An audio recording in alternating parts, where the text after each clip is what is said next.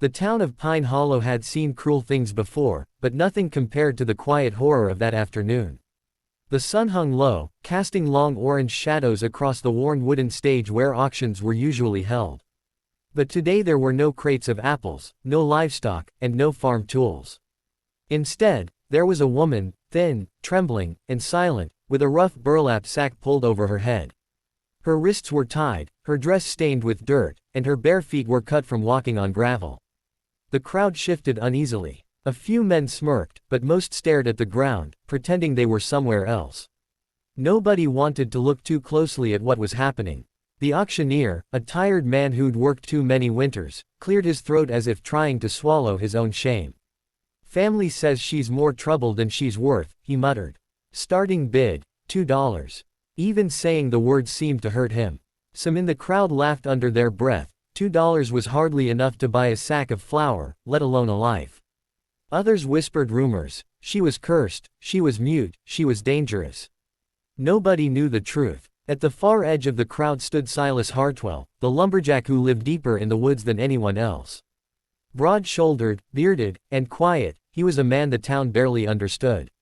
He came down only for supplies, rarely spoke, and returned to the forest before anyone could ask him about his lonely life. People said he preferred trees to people. People said he still talked to the ghost of his wife. People said a lot of things. Silas didn't care. But when he saw the woman on the stage, his chest tightened. She stood so still, not resisting, not begging, almost as if she had accepted that her life wasn't hers anymore. Something in the way her shoulders curled inward, in the way her hands shook ever so slightly, pulled at the part of Silas he thought had died long ago.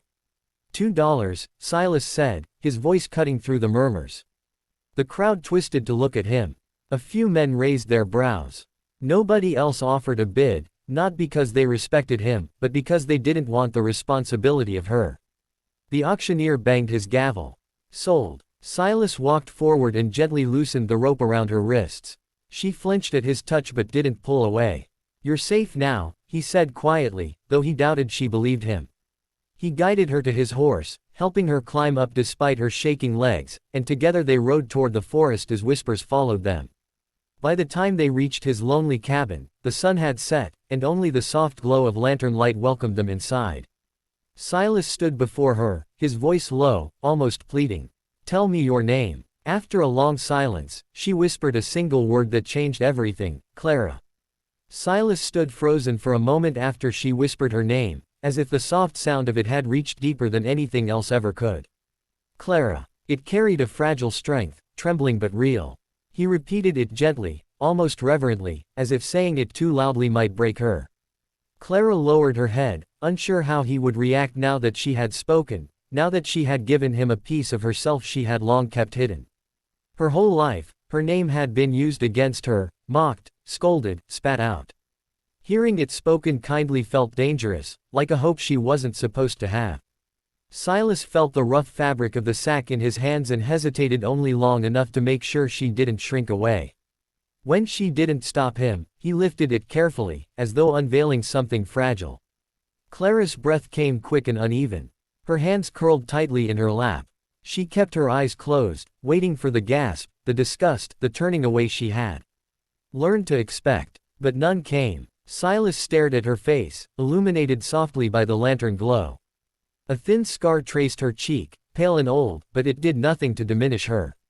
If anything, it made her look like someone who had survived more than she should have. To Silas, she wasn't cursed, wasn't ruined, wasn't something to fear. She was human, she was hurting, and she was beautiful in a way that had nothing to do with her face. "That's it," Silas said, his voice quiet but full of disbelief. "This is what they hid." Clara's eyes flew open, confusion flashing in them. She had been ready for revulsion, but instead she heard a kind of sadness in his voice, sadness for what she had endured. Tears slipped down her scarred cheek before she could stop them. "My father said no man would ever want me," she whispered, choking on the memory. "He said I brought shame. He said it was better if no one saw me again." Silas's jaw tightened, not in anger at her but at the cruelty that had shaped her fears. He reached out with a gentleness she almost didn't trust and brushed a tear away with his thumb. "Your father was wrong," he murmured. Days slowly unfolded into a new rhythm. Clara followed Silas in the cabin, sometimes nervously, sometimes shyly humming as she found small tasks to do. Silas chopped wood with steady strokes and taught her how to swing the axe without hurting herself. She watched him with a quiet admiration she didn't speak aloud. At night, they shared simple meals by the fire, potato stew, cornbread, or whatever Silas could cook without burning. Clara began to laugh, small at first, then warm and unguarded. She filled the lonely cabin with a life it hadn't held in years. One snowy evening, Silas found himself staring at her as she sat sewing a patch onto his shirt, her brow furrowed in concentration, the fire gently flickering behind her. Something in his chest shifted, steady but undeniable. He stood slowly and spoke her name with a softness that made her look up. "Clara," he said, swallowing the nervousness he didn't know he was capable of feeling anymore. "I want to ask you something." She placed the shirt down, hands trembling just slightly. Silas took a breath. "The day I paid $2, I wasn't buying you. I was giving you a way out. And now, I can't imagine my life without you." Her eyes widened, shimmering with uncertainty and hope. "Will you marry me?" he asked, his voice steady but his heart pounding. "Not because you owe me anything. Because I want you. Because I care for you. Because you deserve a life where someone chooses you with their whole heart." Clara's lips trembled, and for a moment she couldn't speak. Then softly, like a promise carried through winter air, she whispered, "Yes, Silas. I want that too." And though snow fell quietly outside, inside the little cabin something warm and new took root, something both of them had thought they would never feel again.